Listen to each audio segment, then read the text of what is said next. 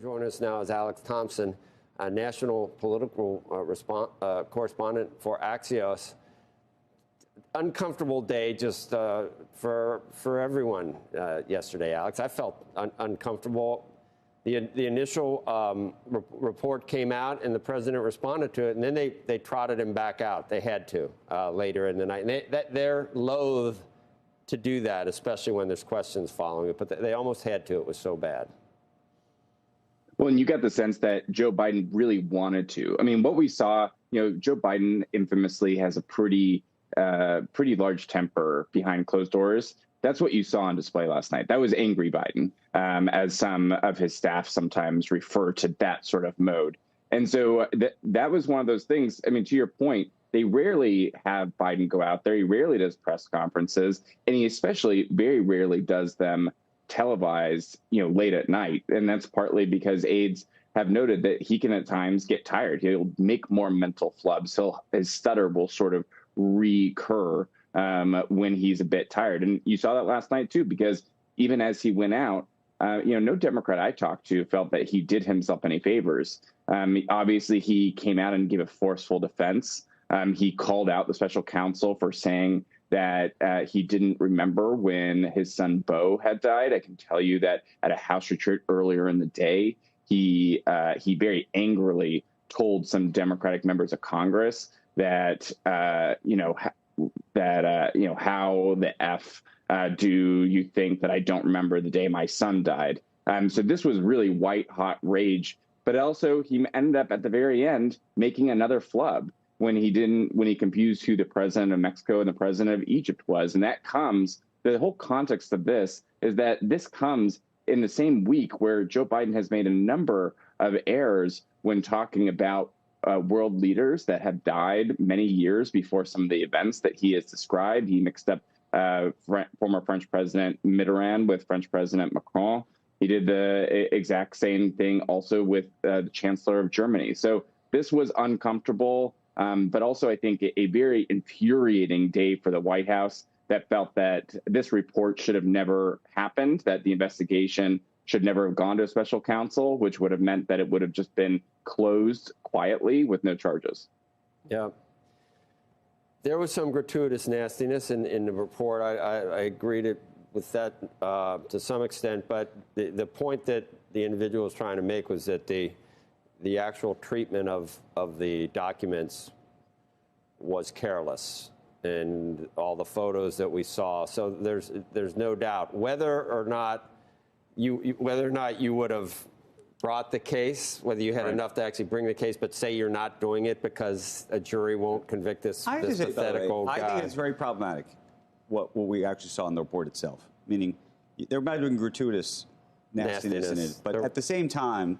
And I say this as somebody who's been on our air and was very critical of former President Trump for what we saw, and I said it over and over. So let me say it right now. What we saw President Biden do was clearly, at least according to that report, not something that was mindless, but purposeful in the same way. I know the President Biden would say it was not in the same way, but seemingly, to some degree, in the same way. Right. And that should be troublesome to anybody. Right. And no matter what your politics are, this should be considered a problem. But Alex, the president can fall back on there's not an obstruction element to it, whereas maybe the initial acts were similar, but then Correct. President Trump. So those cancel. That is a major distinction. But you're right. The human condition, Alex, we're in denial almost. Everybody, and people age differently. Some guys are in their 90s. They're just amazing what you see. And there's some people in their 70s that have really lost a step. So it's a human condition.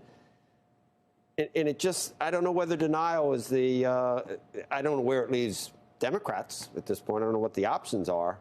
But it's really tough to see something that's as clear as plain as the nose on your face, and to just keep saying no, it's fine. Well, I think you're both right, and I can tell you that behind closed doors there is a bit of Joe Biden age denialism. He'll often say, frequently, sometimes to the point where people sort of roll their eyes at it, that he feels so much younger than his age. He'll say that he feels so vigorous. And And some aides sometimes think that he does not quite realize how he can come across to other people. Now, to your point about the problems of this specific case, yes, the circumstances of Donald Trump's handling of classified documents, objectively, completely different. And Robert Hur actually goes into this in the report, basically says that Donald Trump's behavior was very different, of a different kind. That being said, Andrew's completely right that he was having classified documents just strewn about in his garage. There were pictures in that report that are, especially when he is now saying that he is the most qualified person to be president, that he often says he's the most experienced person to ever be president, which is true. But then why were you careless with these documents? That's going to be something that's on the trail. And, to part of this point of the gratuitousness, what's going to happen? This is not the end. Robert Hur is going to testify in front of Congress. And that is going to be yet another example of this getting in the headlines. And he has to explain to House Republicans why he didn't charge. And he also has to explain to House Democrats why he included all these details. And they may, you're probably going to get a clip of him talking about his interview with Joe Biden and why he described him as sort of an old man who is so forgetful. Well, the two-tier justice system, we do mention maybe there's a different obstruction component, but as Andrew points out, the initial act, both of them were pretty similar. Right. One was charged, one wasn't charged, and that's going to play into that they're picking on Donald Trump.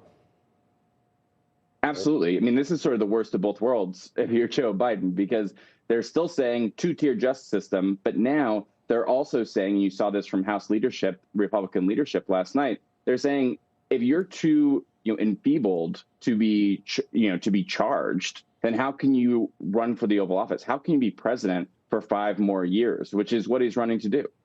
Right. It's tough watching right now. I can't imagine. And even versus a year ago, you can see quite a bit of change, or 2 years ago with Joe Biden. You can see quite a bit of change. So what does that leave?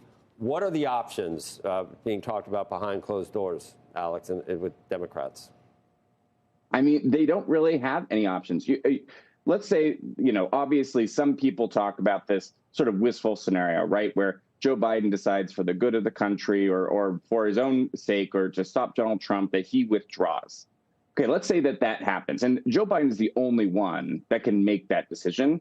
He is going to be the nominee as long as he stays in this race. But the party could potentially tear itself apart if he were to do that, because the primaries are already over, like enough primaries in order to get the nomination. So that means you're heading to a convention fight.